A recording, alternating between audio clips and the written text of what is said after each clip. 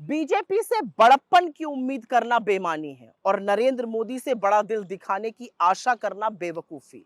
कुछ ऐसा ही 18वीं लोकसभा का सत्र शुरू होने पर हुआ। बहुत अच्छे माहौल में सत्र शुरू हुआ। नेता सदन नरेंद्र मोदी, नेता प्रतिपक्ष राहुल गांधी स्पीकर को लेकर उनकी चेयर तक गए। राहुल गांधी ने खुद पहल की, हाथ बढ़ाकर मिलाया और कहा, पुरजोर तरीके से कहा कि हम आपका समर्थन करेंगे, हम सदन चलाने को तैयार हैं आपके साथ मिलकर, बशर्ते लोगों की आवाज का दमन न किया जाए, बशर्ते लोगों की आवाज को बढ़ चढ़कर रखने दिया जाए, विपक्ष को भी। लेकिन उसके बाद जो हुआ वो शायद बहुत सारे सवाल अपने आप में खड़े करता है। अगर बीजेपी चाहती तो इस बात को आगे बढ़ाती, एक सौहार्द के माहौल में सत्र होता। लेकिन उसके बाद स्पीकर ने, नवनियुक्त नवनिर्वाचित स्पीकर ओम बिरला जी ने इमरजेंसी पर प्रस्ताव पारित किया, 49 साल पहले की इमरजेंसी पर। 26 जून को 25 जून की 1975 की इमरजेंसी का प्रस्ताव पारित हुआ। कब तक घाव कुरे दिएगा। और उसके बाद आज 27 जून को राष्ट्रपति महोदया ने सरकार द्वारा लिखित अभिभाषण में उन्होंने भी इमरजेंसी का जिक्र किया। 27 जून को 25 जून 1975 की इमरजेंसी का जिक्र किया। हमें पिछले घाव कुरेद कर क्या मिलेगा। और एक सच ये भी है कि इमरजेंसी लगाना बहुत बड़ी गलती थी, ये खुद इंदिरा जी ने माना था और उसके बाद लोकतांत्रिक चुनाव भी कराए। इमरजेंसी से कोई वास्ता ना होने पर भी राहुल गांधी जी ने इमरजेंसी को गलत कहा और ऐसा कभी दोबारा ना हो, इसीलिए वो संविधान को बचाने में, संविधान को सर्वोपरि रखने के लिए प्रतिबद्ध हैं।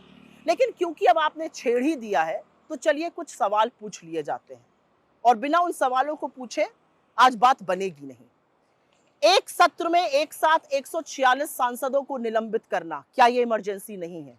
विपक्षी सांसदों के माइक को बंद कर देना, क्या यह इमरजेंसी नहीं है? मणिपुर पर राहुल गांधी के 14 मिनट के वक्तव्य में 11 मिनट तक ओम बिरला को दिखाना, क्या यह इमरजेंसी नहीं है? आज 51 मिनट के राष्ट्रपति के अभिभाषण में 6 बार नेता प्रतिपक्ष राहुल गांधी और 73 बार नरेंद्र मोदी को दिखाना, क्या यह इमरजेंसी नहीं है? जो सदन संविधान से चलता है वहां पर जय संविधान बोलना और उस पर आपत्ति जताना स्पीकर का, क्या यह इमरजेंसी नहीं है?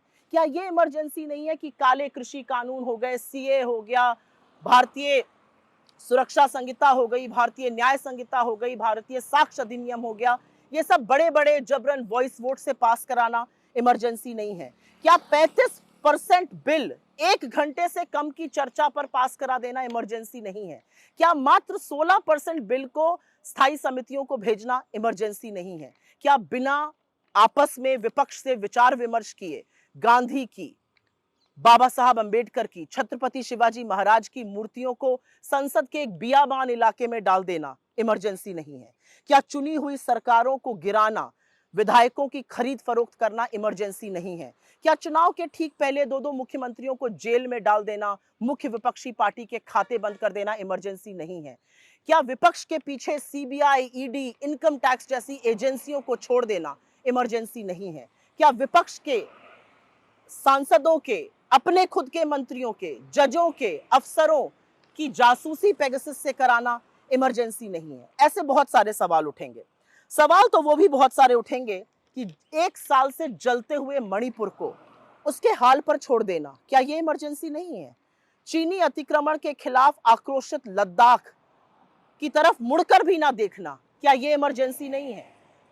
750 किसानों की शहादत हो जाने देना, उनको दिल्ली की सीमा पर पड़े रहने देना 1.25 साल, क्या ये इमरजेंसी नहीं है?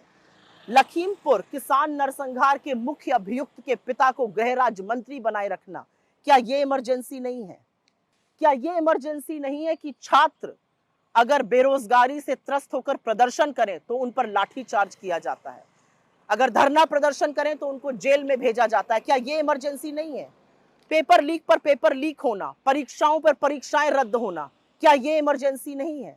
ऐसे बहुत सारे सवाल उठेंगे।